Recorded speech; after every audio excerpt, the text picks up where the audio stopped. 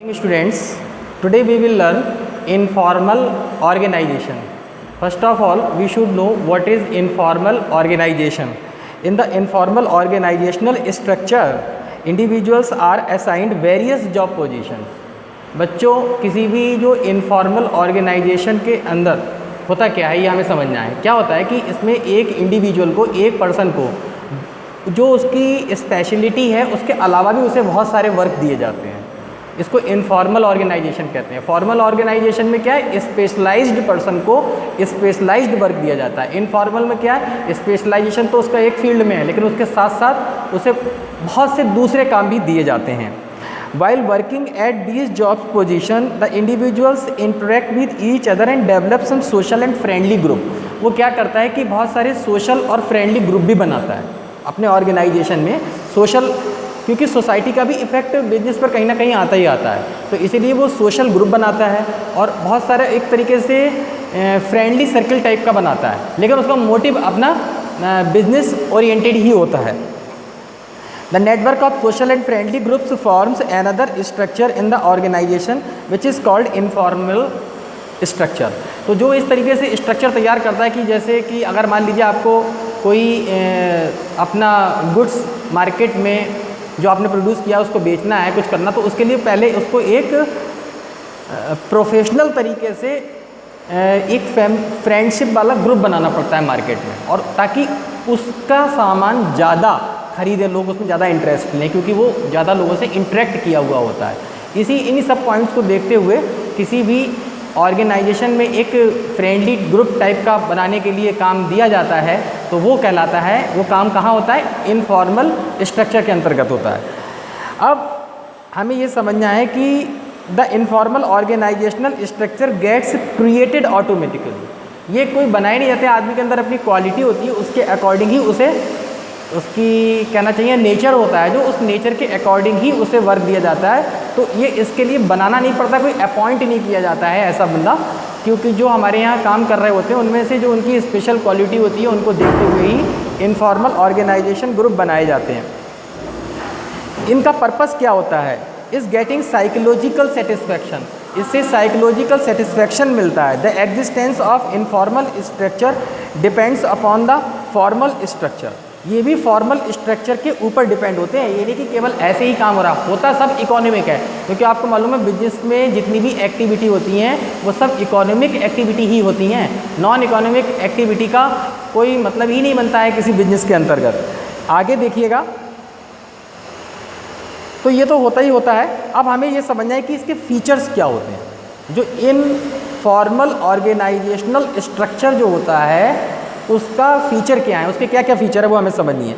First point is informal organisational structure gets created automatically without intended effort of managers. Managers के बहुत ज़्यादा effort नहीं करने पड़ते हैं, ये अपने आप ही इसका ये ग्रुप का फॉर्मेशन होने लग जाता है। बच्चों, नेक्स्ट पॉइंट है informal organisational structure is formed by the employees to get psychological satisfaction.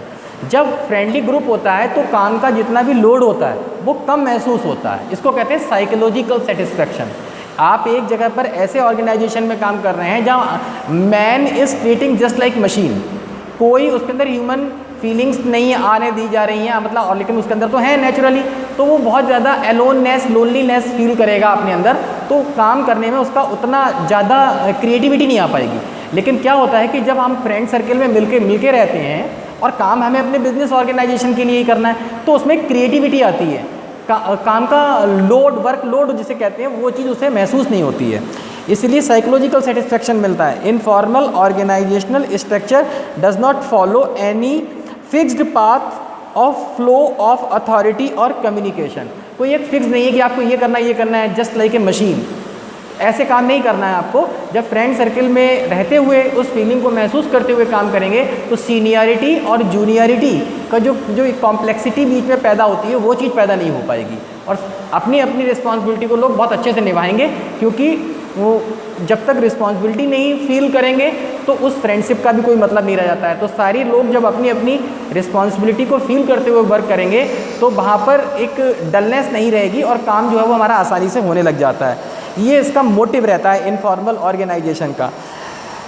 Source of information can not be known under informal structure as any person can communicate with anyone in the organisation. बस ये इसका एक drawback भी कह सकते हैं कि हमें ये पता ही नहीं लगता है कि ये इन्फॉर्मेशन आई कहाँ से।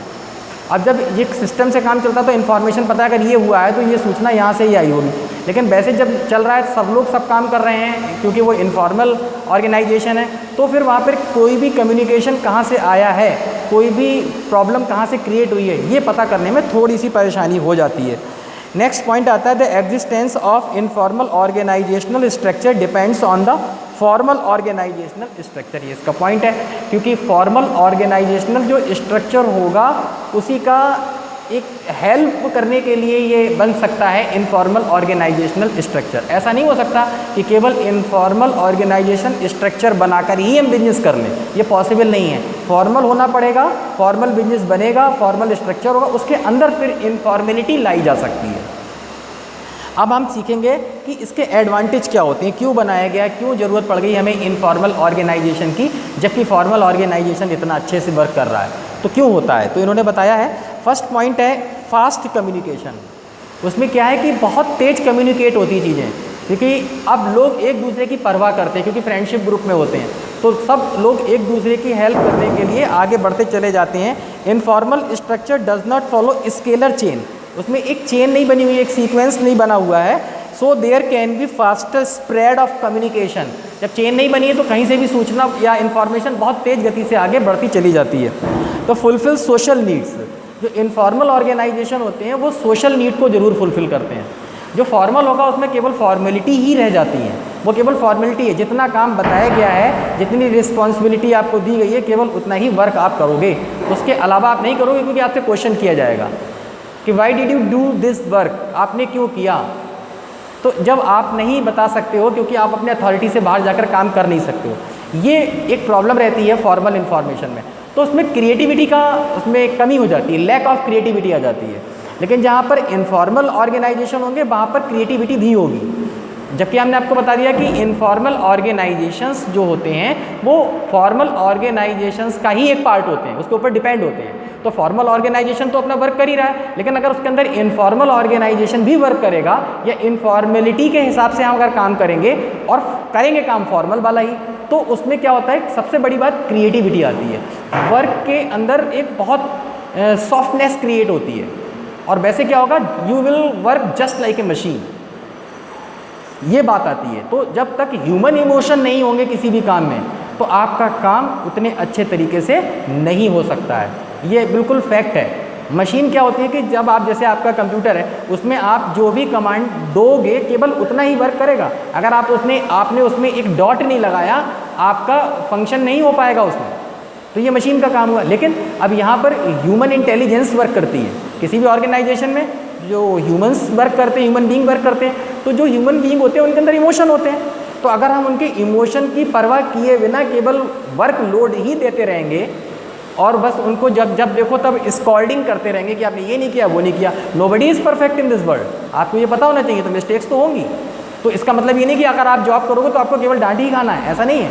कि क्रिएटिविटी भी आपको देखनी पड़ेगी, कि इंसान के अंदर क्रिएटिविटी होना बहुत ज़रूरी है। ह्यूमन इमोशन, क्रिएटिविटी, ये पॉइंट्स ऐसे हैं जो किसी भी ऑर्गेनाइजेशन को टॉप पे ले जा सकते हैं।